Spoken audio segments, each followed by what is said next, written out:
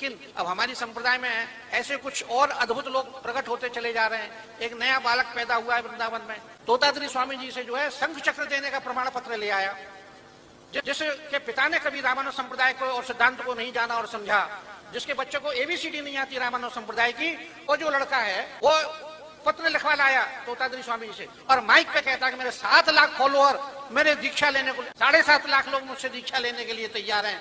अरे तुम दीक्षा देना सीख तो लो कम से कम। पंच संस्कार क्या होता है, पंच संस्कार कैसे किया जाता है, ये तो सीख लो पहले। तुम तिलक तक तो लगाते नहीं हो तुम, और ऐसी दीक्षा की चर्चा करते हो। ऐसा करने वाले जितने भी लोग हैं वो संप्रदाय का सत्यानाश करने पे तुले हुए हैं। शर्म आनी चाहिए। 2,500 या 3,000 हजार रुपए लेकर के तुम उनको लिस्टेड कर रहे हो। ये क्या है सब? ऐसे कोई धर्म जीवित रहेगा, ऐसे संप्रदाय जीवित रहेगी, ऐसे सिद्धांत जीवित रहेगा? उन्हें शर्म आनी चाहिए। उनके पास कोई पैसे की कमी नहीं है, किसी चीज की कमी नहीं है, फिर भी वो संप्रदाय और सिद्धांत को, भक्ति को व्यापार बना रहे हैं। ऐसे लोगों का समाज से बहिष्कार होना चाहिए, संप्रदाय से बहिष्कार होना चाहिए। शिष्य बनाने के लिए योग्यता की आवश्यकता पड़ती है।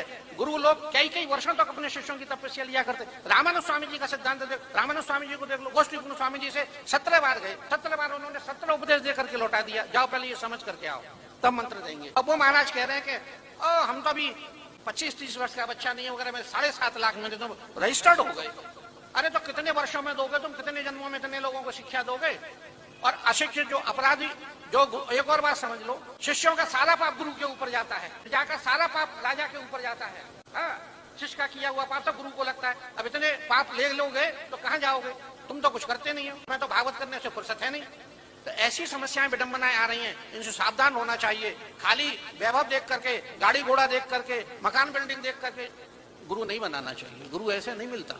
गुरु तो देवरा बाबा थे जो मचान पे रहते थे, नंगे दुड़ंगे, कुछ नहीं बेचारे पहनते थे। वो महापुरुष थे, उनके पास अद्भुत अलौकिक शक्तियां थी। उन्होंने कई बार हमें इस चीज का अनुभव कराया। ऐसे महापुरुषों की शरण में जाने से कल्याण होता है, ऐसे ही शिष्य परंपरा में रहने से और आने से कल्याण होता है। हमारे स्वामी जी, हमारे पूज्य आचार्य काशी वाले रंगाचार्य जी महाराज से खूब शिक्षा प्राप्त किए। हमारा कई प्रकार से संबंध है, पिता की वजह से संबंध है, आचार्य की वजह से भी आपसे संबंध है, बहुत सारे संबंध है इस तरह से। तो वो काशी वाले रंगाचार्य जी महाराज से आप बहुत अध्ययन किए हैं, उनसे देवरा बाबा जी ने भी अध्ययन किया। उन सबसे हम लोग शिक्षित हैं, जो केवल 2 वस्त्रों में सारा जीवन निकाल देते थे।